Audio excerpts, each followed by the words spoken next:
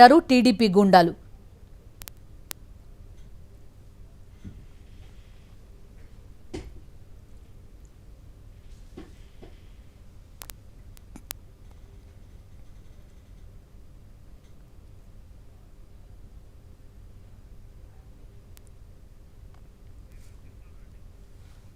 మాజీ మంత్రి జోగి రమేష్ నివాసంలో వైఎస్ జగన్మోహన్ రెడ్డి ఉన్నారు. జోగి రమేష్తో పాటు ఆయన తండ్రి, కుటుంబ సభ్యులు ప్రస్తుతం మనకు కనిపిస్తున్నారు. ఆ రోజు దాడి జరిగిన సమయంలో కుటుంబ సభ్యులు జోగి రమేష్ నివాసంలోనే ఉన్నారు. ఒక కేసు నిమిత్తం తిరుపతి వెళ్లారు జోగి రమేష్. ఆ రోజు అదే రోజు చూసుకుని కరెక్ట్గా అదును చూసుకుని మరీ పెట్రోల్ బాంబులు విసిరి జోగి రమేష్ నివాసం పైన దాడికి ప్రయత్నించారు.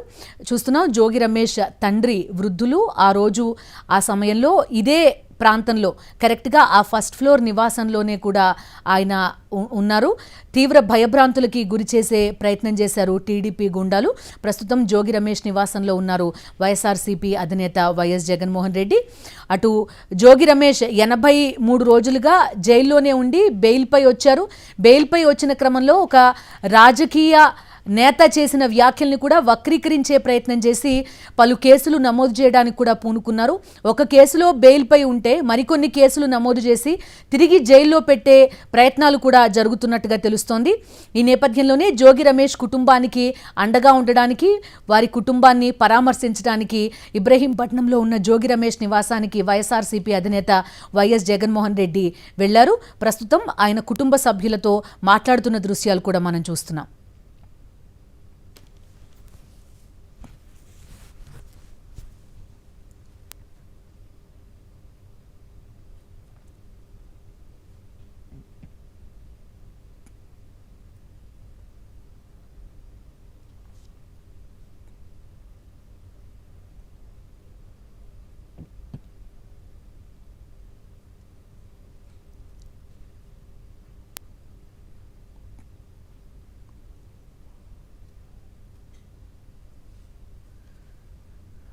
మాజీ మంత్రి జోగి రమేష్ నివాసంలో ఉన్నారు వైఎస్ఆర్సీపీ అధినేత వైఎస్ జగన్మోహన్ రెడ్డి.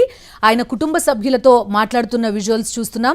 ఆ రోజు దాడి ఏ విధంగా జరిగిందో, పెట్రోల్ బాంబులు విసిరి ఏ రకంగా టీడీపీ గూండాలు విధ్వంసం సృష్టించారో జోగి రమేష్ వైఎస్ఆర్సీపీ అధినేత వైఎస్ జగన్మోహన్ రెడ్డికి వివరించే ప్రయత్నం కూడా చేశారు.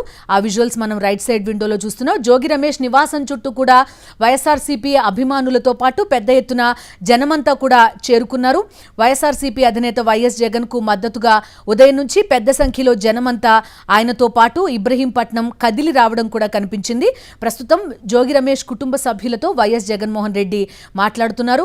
దాడి ఏ రకంగా జరిగింది, ఏ రకంగా కూటమి ప్రభుత్వం తనను, తన కుటుంబ సభ్యుల్ని వేధిస్తోంది అనే వివరాలన్నింటినీ కూడా జోగి రమేష్ వైఎస్ జగన్మోహన్ రెడ్డికి వివరించి చెప్తున్నారు. గత కొంతకాలంగా జంగిల్ రాజ్ నడుస్తోంది ఆంధ్రప్రదేశ్లో. ఆంధ్రప్రదేశ్ మొత్తం కూడా ఒక భయానక వాతావరణం కనిపిస్తోంది. ప్రతిపక్షంలో ఉన్న నాయకులందరినీ భయభ్రాంతులకి గురి చేసే ప్రయత్నం చేస్తున్నారు. అక్రమ కేసులు పెట్టడం మాత్రమే కాదు, దాన్ని మించిపోయి ఏకంగా భౌతికంగా దాడికి దిగే ప్రయత్నం చేస్తున్నారు. హత్యాయత్నాలు జరుగుతున్నాయి, నివాసాలపైన దాడులు జరుగుతున్నాయి.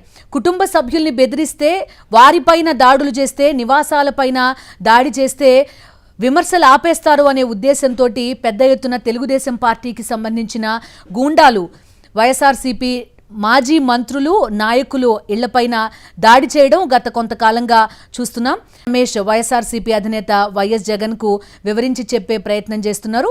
ప్రస్తుతం ఎవరైతే టీడీపీ గూండాలు దాడి చేశారో, ఎవరు ఈ దాడికి కుట్ర రచన చేశారో, ఎవరు ఒక ఆర్గనైజ్డ్ క్రైమ్ని ఆర్గనైజ్ చేశారు, వారన్నిటి వివరాలు కూడా పోలీసులకు తెలుసు. అయినప్పటికీ కూడా వారిపైన కేసులు నమోదు చేయని పరిస్థితి చూస్తున్నాం. కేవలం అనుచిత వ్యాఖ్యలు చేశారు అనే ఆరోపణలతోటి అటు జోగి రమేష్ పైన కానీ, ఇటు మాజీ మంత్రి అంబటి రాంబాబు పైన కానీ కేసులు పెట్టడం కూడా ప్రస్తుతం మనం చూస్తున్నాం.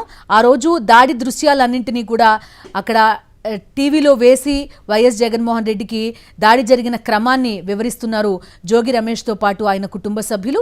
చూడొచ్చు, జోగి రమేష్ తండ్రి కూడా మనకి కనిపిస్తున్నారు. ఆ రోజు దాడి జరిగిన సమయంలో ఇంట్లోనే ఉన్నారు ఆయన. జోగి రమేష్ కుటుంబం మొత్తం కూడా ప్రస్తుతం ఆయన నివాసంలో ఆ రోజు దాడి జరిగిన క్రమాన్నంతటిని కూడా వివరించి చెప్పే ప్రయత్నం చేస్తున్నారు. ఆ రోజు దాడి జరిగిన సమయంలో తెలుగుదేశం పార్టీ జెండాలు పట్టుకుని వచ్చి మరీ పెట్రోల్ బాంబులు విసిరి ఒక భయానక వాతావరణం సృష్టించారు. జోగి రమేష్ కుటుంబ సభ్యులందరినీ కూడా భయభ్రాంతులకి గురి చేశారు. మనం చూస్తున్నాం, ఉదయం నుంచి ఏ స్థాయిలో జనం వైఎస్ఆర్సీపీ అధినేత వైఎస్ జగన్కి మద్దతుగా నిలిచారో కూడా రైట్ సైడ్ విండోలో మనకు కనిపిస్తోంది. జోగి రమేష్ నివాసం కూడా మనం చూస్తున్నాం. ఆయన నివాసం దగ్గరికి పెద్ద ఎత్తున వైఎస్ఆర్సీపీ శ్రేణులంతా కూడా చేరుకోవడం మనకి కనిపిస్తోంది. ఆ రోజు మొత్తం ఏదైతే ఇప్పుడు వైఎస్ జగన్మోహన్ రెడ్డి జోగి రమేష్ నివాసంలో ఉన్నారో కరెక్ట్గా ఆ ఫ్లోర్ బాల్కనీలోనే పెట్రోల్ బాంబులు విసిరితే పూర్తిగా మంటలకి ఆ ప్రాంతం అంతా కూడా ధ్వంసమైపోయింది. ఆ బాల్కనీ ప్రాంతం మొత్తం కూడా కాలిపోయింది. ఆ రోజు జోగి రమేష్ తండ్రి